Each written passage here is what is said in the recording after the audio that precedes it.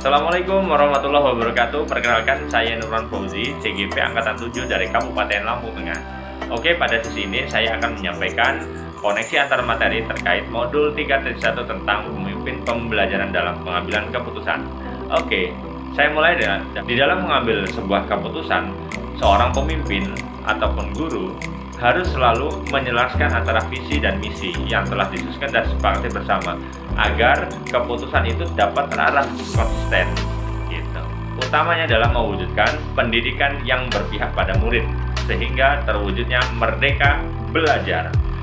Kebijakan merdeka belajar yang digulirkan pemerintah melalui Direktorat Jenderal Guru dan Tenaga Kependidikan atau Kemendikbud beberapa waktu yang silam telah membuahkan program yang bertujuan untuk menyiapkan pemimpin pendidikan masa depan, yaitu program Guru Penggerak. Berikutnya, selain menjadi pemimpin dan harapan di dunia pendidikan, juga mampu mendorong tumbuh kembangnya murid secara holistik, aktif, serta proaktif dalam mengembangkan guru serta implementasi pembelajaran yang berpihak pada murid. Selain itu, yang tidak kalah pentingnya adalah menjadi sosok teladan serta agen perubahan dalam ekosistem menuju terwujudnya profil pelajar Pancasila. Saat ini, saya selaku calon guru penggerak mulai mempelajari modul 3.1 tentang pengambilan keputusan. Tentu sebagai salah satu yang mengikuti program guru penggerak, penulis diharapkan menjadi seorang pemimpin pembelajaran yang mampu mengambil keputusan dalam situasi dan kasus apapun. Oleh karena itu, modul 3.1 sangat bermanfaat untuk saya pribadi, terutama dalam mewujudkan merdeka belajar. Seperti yang diketahui, setelah memahami filosofi pendidikan yang digagas oleh Ki Hajar Dewantara tentang pendidikan memberikan tuntunan terhadap segala kodrat anak yang dapat mengangkatnya pada keselamatan dan kebahagiaan yang setinggi-tingginya, baik dari individu maupun anggota masyarakat. Maka dalam melaksanakan dituntut untuk dapat berperan sebagai pemimpin pembelajaran yang mendorong, menggali dan mengembangkan potensi serta minat anak. Di sisi lain, sebagai pemimpin pembelajaran yang berpedoman pada Pratap Triloka Ki Hajar Dewantara ing ngarsa sung tulodo ing matya mangun karsa tutwuri handayani, maka guru diharapkan mampu mengambil keputusan yang tepat, bijaksana dan berpihak pada murid yang mengandung nilai kebajikan yang universal, termasuk menjadi sosok teladan, motivator, fasilitator untuk mereka sehingga dapat mengembangkan minat, bakat serta melejitkan atau meningkatkan potensi yang dimilikinya sehingga terwujudnya profil pelajar Pancasila. Dalam mewujudkan pendidikan yang berpihak pada murid, tentunya seorang guru berperan sebagai pengambil keputusan harus mampu apa? Menyelaraskan visi dan misi yang telah disepakati bersama sehingga segala keputusan yang diambil jelas dan sesuai dengan harapan semua pihak tentunya. Dan yang tidak kalah pentingnya adalah seberapa manfaat keputusan yang kita ambil sehingga mampu memberikan solusi atas segala permasalahan yang dihadapi. Bapak guru hebat, terkait dengan rujukan moral dan dilema etika, CGP mencatat terdapat dua situasi yang kita dituntut menjadi pengambil keputusan yang sangat bijak dan hati-hati, ya, dalam dua hal, yaitu bojokan moral dan dilema etika. Bojokan moral antara benar dan salah, dan dilema etika antara benar dan benar. Kita dihadapkan dengan sesuatu yang benar dan benar, kemudian bojokan moral itu benar dan salah. Kalau benar dan salah itu jelas ya, tapi kalau yang sulit, terkadang kita sulit adalah benar, satu sisi benar dan sisi yang kedua juga benar. Nah, bagaimana cara menyelesaikannya? Kemudian, bojokan moral merupakan situasi pengambilan keputusan seseorang dihadapkan pada kasus yang benar melawan salah, yang saya katakan tadi. Sedangkan dilema etika adalah sebuah situasi saat seseorang dihadapkan pada keadaan keduanya benar, namun bertentangan dalam pengambilan keputusan. Nah, ini gimana nih ya? Kita sering dihadapkan dengan dilema atau serba salah ya, dilema etika yang menuntut sikap bijak dalam mengatasinya. Hal tersebut dikarenakan dilema etika merupakan situasi yang sering dihadapi dan tidak sedikit dihadapkan pada pertentangan antara cinta dan kasih sayang. Wah, mantap nih, cinta dan kasih sayang, antara kebenaran, kemudian keadilan, toleransi, kesetiakawanan, tanggung jawab, dan aktualisasi hidup. Wah, kompleks juga ya. Nah, sekarang kita beralih ke paradigma, prinsip, dan langkah pengambilan keputusan. Seperti yang diketahui juga, di dalam pengambilan keputusan seringkali bersinggungan dengan prinsip-prinsip etika, ya kan? Yang walaupun sebenarnya prinsipnya tidak berkaitan dengan preferensi pribadi seseorang sih, namun merupakan sesuatu yang berlaku secara universal.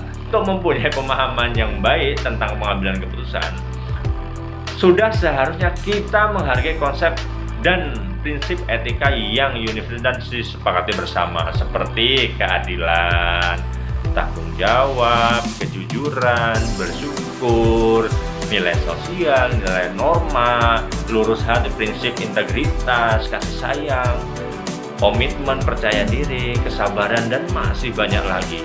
Oleh karena itu, di dalam suatu dilema etika menyajikan 4 paradigma. Yang pertama, individu melawan masyarakat atau individual versus community. Yang kedua, rasa keadilan lawan rasa kasih sayang atau justice versus mercy. Yang ketiga, kebenaran lawan kesetiaan. Wah, berat juga nih.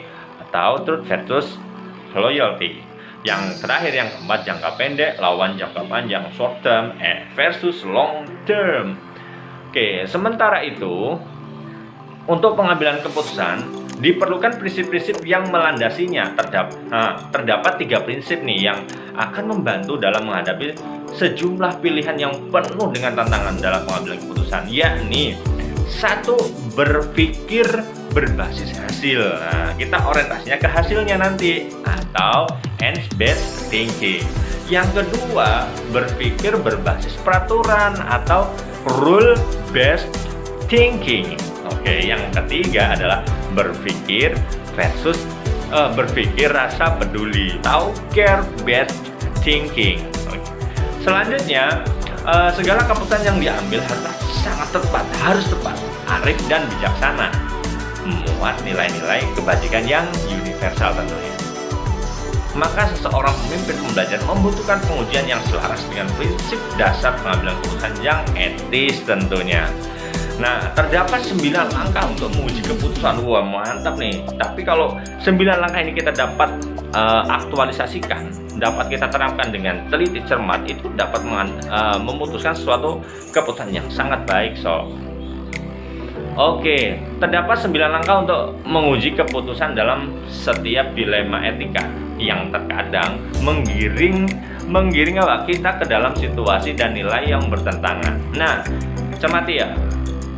9 langkah tersebut adalah 1. Mengenali bahwa ada nilai-nilai yang saling bertentangan dalam situasi ini. Nilai apa saja yang terkandung dalam situasi ini. Yang kedua, menentukan siapa saja yang terlibat dalam situasi ini. Kalau dalam konsep pembelajaran adalah guru, siswa, kepala sekolah, dan lain-lain. Yang ketiga, mengumpulkan fakta-fakta yang jelas yang relevan dengan situasi ini. Kita tentukan dulu permasalahannya apa, kumpulkan fakta-fakta yang sekiranya menjadi pertimbangan kita dalam pengambilan keputusan. Yang keempat yaitu pengujian benar atau salah. Nah, dengan cara uji legal, ini melanggar hukum atau tidak. Uji regulasi, ini melanggar peraturan, sesuai peraturan atau tidak. Uji intuisi dengan perasaan, kira-kira saya mengambil keputusan ini tepat nggak ya. Nah, itu kurang lebih uji intuisi. Kemudian uji halaman depan koran. Wah, kira-kira kalau kasus ini kurang lebih begini. Kalau kasus ini kira-kira terekspos di media, itu menimbulkan polemik atau tidak. Nah, itu bisa diuji juga. Kemudian uji panutan idola. Sekiranya kita memiliki suatu pemimpin yang baik, ya kira-kira pemimpin kita tersebut kalau dihadapkan pada situasi ini akan memberikan keputusan seperti apa ya. Nah, itu kurang lebihnya. Kemudian yang kelima adalah pengujian paradigma benar lawan benar. Kira-kira permasalahan ini di konteks benar lawan benar itu seperti apa. Kita bisa uji lewat pengujian paradigma tersebut. Kemudian yang keenam, uji prinsip resolusi. Nah, resolusi ini juga tepat ya. Yang ketujuh, investigasi opsi trilema. misalkan begini, opsi pertama seperti ini, opsi kedua seperti ini. Nah, kira-kira kalau ada nggak ya opsi-opsi yang lain yang sekiranya tidak terbesit sebelumnya di kita, gitu. Kita bisa lakukan opsi yang ketiga tersebut, itu opsi dilema. Kemudian kita buat keputusan. Setelah kita cermati dalam langkah sebelumnya, kita ambil keputusan yang sekiranya tepat. Kemudian yang ke-9 kita refleksikan atau uji keputusan ya. Kira-kira keputusan yang saya ambil itu bagus atau tidak, atau tepat atau belum. Nah, itu bisa dikaji lagi.